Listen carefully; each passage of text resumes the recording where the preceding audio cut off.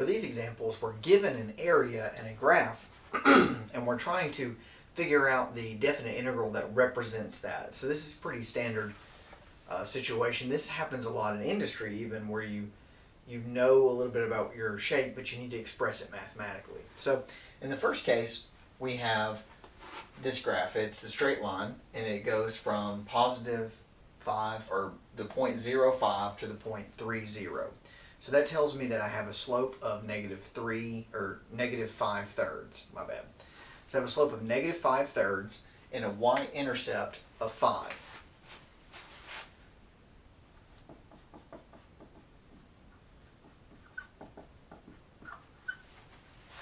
So that's my function. Now, what I know from this graph is that looks like my lower bound is 0.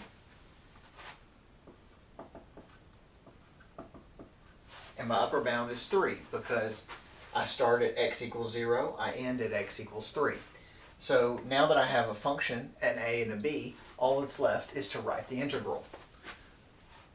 So I write,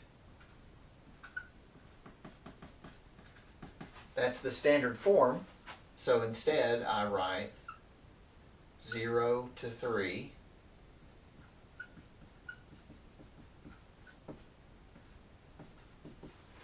-5/3 x plus 5 dx. Now I put parentheses around this. Typically you'll see that just to indicate that this is grouped, and that sort of dx is off to the side, but sometimes you won't see that, so just sort of be aware. Now in the second one we have kind of an interesting function. It looks like an absolute value function that has been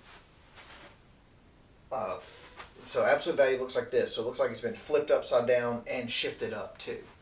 So that tells me that my function here looks like it's been shifted or flipped upside down. So it's negative absolute value x, but it's been shifted up 2. So it's 2 minus the absolute value of x.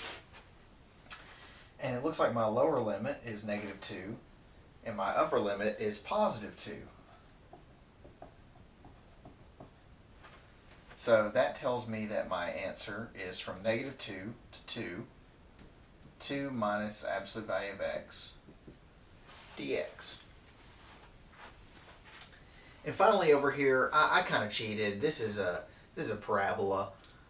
There's no way from this graph that you should be able to know that's parabola. Straight lines are pretty straightforward, but this is a parabola. So in this particular case, we count up, and it looks like that this comes up to 25.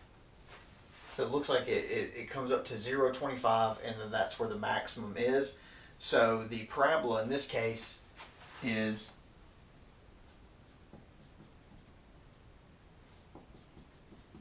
-25 minus x squared. So just sort of trust me on that. But it looks like it goes from 1, 2, 3, 4, 5, -5, 1, 2 to +2, because it cuts off, the shaded area cuts off at +2. So we need to reflect that in our answer.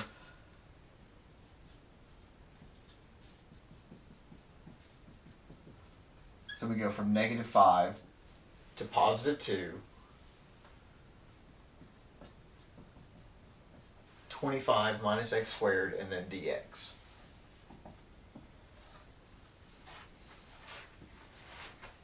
And then I'll circle that as needed. But that's the idea. This is probably one of the easier ones, hopefully. Ideally, what you want to do is you want to identify where the endpoints are. Essentially, where does it start, where does it end? And if you're already given the function, you just really are filling it in. But if not, you have to think a little bit about what the function is and how to get there.